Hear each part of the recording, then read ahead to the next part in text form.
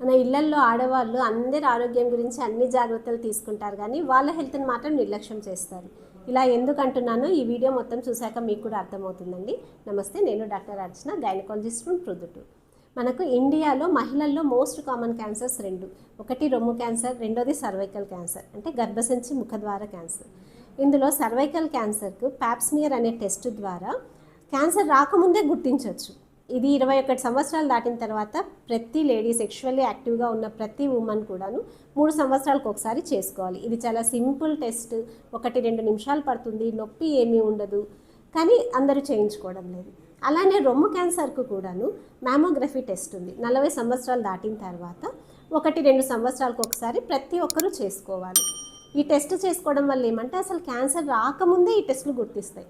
So ఈ వీడియోను మీ మదర్స్కు, మీ ఫ్రెండ్స్కు, మీ సిస్టర్స్కు అందరికీ తప్పకుండా షేర్ చేయండి. అండ్ అన్నిటికన్నా ఇంపార్టెంట్ ఏమంటే మనం ఏ స్టేజ్లో గుర్తించాము అన్నదాన్ని బట్టే క్యాన్సర్ అవుట్కమ్ అనేది డిసైడ్ అవుతుంది. So please share the video and please get the test done. Thank you.